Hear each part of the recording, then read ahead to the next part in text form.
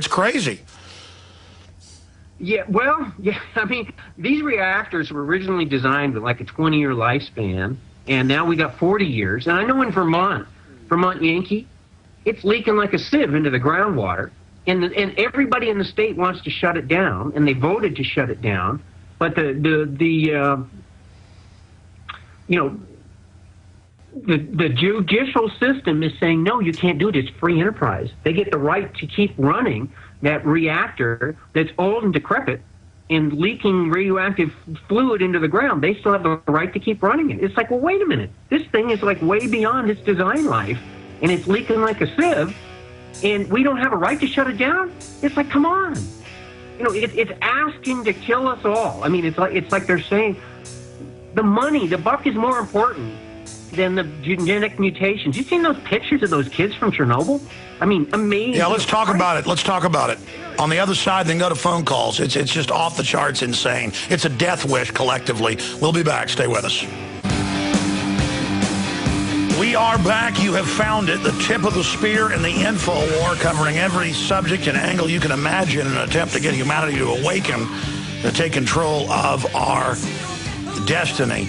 Our guest was making a point right before we went to break. I wanted him to be able to finish that point he was making about genetic mutations, infertility from radiation. Aaron Dykes brought an article in about a month ago. I didn't even know this was true. He showed me several mainstream articles admitting that 9 out of 10 reactors worldwide are leaking one way or another. There's now every week in the U.S. or Canada, I see articles about big leaks, disasters. It's like, because they're getting to be 35, 40 years old. Imagine when they're 50 years old, and they're only supposed to go 20 years. And that radiation just eats holes in everything, ladies and gentlemen. I mean, these things are like old, cheaply built condos or something built in the 60s that are just falling apart. And they're built on fault lines, you name it. Going back to Matt Stein. Matt, finish that point, and we're going to go to phone calls. Okay. Roughly 240 people died short-term right after Chernobyl. But the Russian study, the Russian scientific, the big national Russian science study, looks like about 1 million people died long-term from Chernobyl, and 3 million people lost their health. They basically got Chernobyl AIDS, acquired immune syndrome. People, the Chernobyl necklace, you walk through the villages, it's all over. 3 out of 4 people have this necklace of tumors around the neck. Children are born with no legs. Children are born with heads that are this long. I mean, and people who think I'm fear-mongering, this is the reports right there that verify the information in my 400 Chernobyls article. This is government stuff, scientific studies. This is not some fear-mongering weirdo just pulling stuff out of you-know-where. This is listen, like I only mentioned that stuff. because I only mentioned that because I saw a guy on my Twitter at twitter.com/RealAlexJones, where I'm posting photos and videos of when I'm on the road, saying, oh, you're just a fearmonger, Alex. Everything's fine. So I was presenting that to you. Most people are actually starting to wake up. These are guys that are playing violins as the Titanic goes down. But again, what about the elite? Why don't they care that reactors are melting down and having problems everywhere? It's crazy. I think many of them do care. That's the thing, is when you say the elite, I don't think they're all in one little group. But I think that what bonds them is that what got them there at that top 1% is the way we've done things. And it's also what's gotten our planet to the edge of the cliff and the abyss. So the problem is that those people on top have a huge stake in keeping it going the way it's been going. But they also know we're getting near the cliff. So it's kind of like, well, I can't lose my money and my power, so I got to keep going the way I've been going, but I'm also getting near this edge of this cliff, so I'm not sure what to do. So I think you mentioned earlier the inner compass, that God gave each and every one of us a link. The gut feel, the intuitive, the Holy Spirit, whatever you want to call it, that inner compass is in each and every one of us, and we all know we're in trouble, like serious trouble. And the problem is that most of us just don't have a clue what to do about it. And so certainly on a small point, on your personal level, well, you need to have your preparedness act together. And that's what, when disaster strikes, is basically what you need to know, do, and have on hand to keep your family safe. But then on a larger level, we know we need more than just ourselves. We need a community, because it takes a whole village to survive this kind of collapse. And on the even larger level, it's like we know we got to change the way we're doing things in the world, and we got to get the power out of the global elites, take it back from the people, and say, let's not stop the insanity, and let's do things right so we don't collapse this planet and all perish like the Titanic going down. We're on the Titanic right now, and it's sinking. Well, you're right. I want to go to phone calls here now. In fact, let me pull up my call list. Again, I'm here on the road. Let's talk to Janice in Texas and then others. You're on the air. Go ahead. Hi there, Alex. Hi, Matthew. Hi. My inner compass is working, and I've had this idea for a few days. We're embroiled in a water war in the hill country here.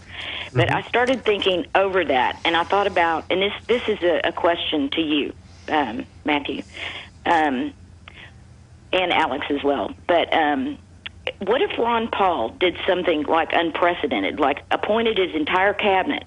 You know, because you look through history, and it's Kissinger, it's Holder, it's Lisa Jackson from the EPA. It's all these bad appointments that have caused, like, everything to really go bad. You can't just, like, expect one person to do everything.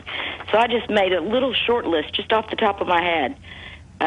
Lieutenant Anthony Schaefer as vice president, because nobody could accuse Ron Paul of not having good foreign policy, because he could straighten that out. Bruce Fines as attorney general, Rand Paul secretary of state, and I was thinking of you, Matthew, is heading up the EPA to be able to save us from this horrible thing. I mean, if it's only a few $1 billion, they give that. Well, sure. We'd first have to get Ron Paul elected. Janice, do you have a question or comment for our guest? Well, maybe he could put some input into the campaign and make people vote for Ron Paul or whatever. Sure, I hear you. I appreciate your call. Let me just throw this in here. Let me just throw something in here at everybody. Sure. Again, here's an example. We're told that we need to use less water because it's for the environment, and they basically take locals' water and give it to some city, like she's talking about in Central Texas. Or we see other examples of where they say they're doing one thing for the environment, but it's really not for the environment. And, I mean, do you have any comments about the presidential election there, Matthew? Well, my main comments is that the people who own the Republicans and own the Democrats are still keeping the system going. I honestly think it's going to take an Arab Spring. I'm not sure that Ron Paul is the answer. The machine is taking us towards the cliff, and I think it's going to be either. Most people seem to feel like it's going to take a massive shakeup, and it's either going to all fall apart or it's going to be so scary that the people in power will finally say, we've got to really change it because we're clearly headed for the abyss and we've got to make the change. And I don't care who put money into my account to get me elected, I've got to do the right thing. And so my sense is we're going to have to get slapped around really bad. Like when I ask people, I speak to hundreds and hundreds of people, and I ask them to raise their hands. And I'm unusual because I speak to people on the right and on the left and in the center. I'm not just like all speaking to the left or always to the right. And I ask people, regardless of political, how many people think that no matter what we do, we're headed for the cliff? And it used to be 1 out of 3 people would raise their hand, but now 2 out of 3 people think that no matter what we do, we're headed for the cliff. Then I ask people, how many people think everything's okay? And I've never seen a hand come up yet when I ask that question. If they think and it's just okay, 10 years ago, and just 10 years ago, a lot of people thought everything was okay. I want to go back to calls right now, but I just want to make this point. Here's another example of fake environmentalism. George Monbiot, all these globalists, they say the answer is more reactors, and that that's an environmentalist move, is to build more reactors everywhere. I'm not against science, technology. I'm not against nuclear power if they could ever do it right. The problem is they never do it right. It's always causing problems, and now they've set the precedent to have meltdowns and then still not get in trouble. I mean, what do you think about the so-called environmentalists out there promoting more reactors and like small neighborhood reactors? Yeah, I was blown away with George Monbiot, to be honest with you, because I really didn't expect it out of him. But there's plenty of other guys who are saying the opposite. It's just that because he's saying right there what the industry wants. They cherry pick. So they're going to pick this guy who's a, quote, environmentalist and say, look, George Monbiot's in favor of it. And they approved the first reactor approved in America in like 30 years, got approved last week. So it's kind of mind-blowing that you can have a Fukushima and assume that it's just going to kill the industry.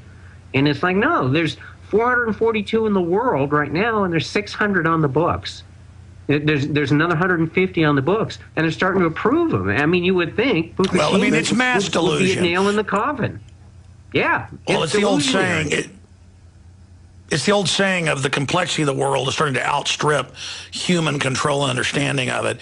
But it's like they wouldn't let the troops use DU until 1991, and now they don't even do any type of hazmat, decon with it. They just say use it, it's fine, even though they know it's a death sentence. I mean, it's a mass lunacy has hit us. Merrill in Utah, you're on the air with Matthew Stein. Go ahead. Hey, thank you, Alex. I really appreciate you taking my call. I got cut off Sunday. But I've got a question for Matt. Mm-hmm. I was wondering if Matt would support the citizens getting together and making a petition. Well, there's lots of petitions. Petition to do what? Yeah, sir, you're on the air. Oh, sorry about that.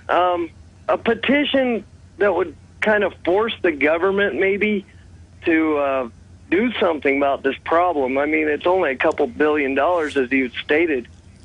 Well, they have a bill in Congress, and they... I'm telling, one of the reasons I wrote the article and been on the radio is I'm telling people, talk to your congressman. I'm not totally convinced that it's not possible to do something, because I honestly can't imagine a globalist or anyone being in favor of not doing something if they understood it. But there's an example of the lack of understanding is like Newt Gingrich goes on the phone and talks about EMP as if he's an expert, and yet he made statements that are totally false according to the EMP report. So it's clear, here's a guy running for president who hasn't read the report. So I'm saying that the kind of misinformation that he has, a guy running for president, is indicative of what's happening all over. As people get a 5-minute... What is the $1 billion plan? Just to recap it, is to build at certain sites, what, hardened transformers that won't be blown out? Well, $1 billion will put these new style vacuum tube switches on each of these large power transformers the grid's totally dependent upon, that are custom made and take 3 years to get a single one built and in place. And it would protect them. It would be a very rapid switch that protects them in the event of an EMP or solar storm or some grid anomaly that endangers these transformers. For another $1 billion, they could have the EMP hardened containers with spare parts to keep the cooling systems flowing in the event of a long-term grid failure or the event of an electronic failure from an EMP, so that the cooling systems keep flowing. Now, it's not a perfect system. There is no perfect. They're saying system. Fukushima is going to cost hundreds of billions. Imagine if they would have had more backups there. That's correct. If they'd had like the bunkers on hand, if they'd had the fuel on hand, if they'd had stuff on hand that they could have switched out in a hurry. But, say they had a 10-point earthquake centered right there, well, that would take it all down no matter what anyways. But so nothing's perfect, but they certainly could have done a lot better than they did. Otter and Mash, you're on the air. Go ahead. Greetings. You're on the road, and I'm hoping that you're doing well. I know you're not on your treadmill as often as you've been. No, I'm not. What's on your mind? You got a question for our guest? Yes. Well, actually, not so much a question as total agreement. It's been a good while since I've had the opportunity. I'm hearing and agreeing pretty much across the board with what we are in dialogue at this point in time. I think that, as a joke, the judicial system is saying, no, you can't do it. It's free enterprise. They get the right to keep running that reactor that's old and decrepit and leaking radioactive fluid into the ground. They still have the right to keep running it. It's like, well, wait a minute. This thing is like way beyond its design life, and it's leaking like a sieve, and we don't have... We'll be back. Stay with us. We are back. You have found it. The tip of the spear in the info war, covering every subject and angle you can imagine in an attempt to get humanity to awaken, to take control of our destiny. Our guest was making a point right before we went to break. I wanted him to be able to finish that point he was making. It's crazy. Yeah, well, yeah, I mean, these reactors were originally designed with like a 20-year lifespan, and now we got 40 years. And I know in Vermont Yankee, it's leaking like a sieve into the groundwater, and everybody in the state wants to shut it down, and they voted to shut it down.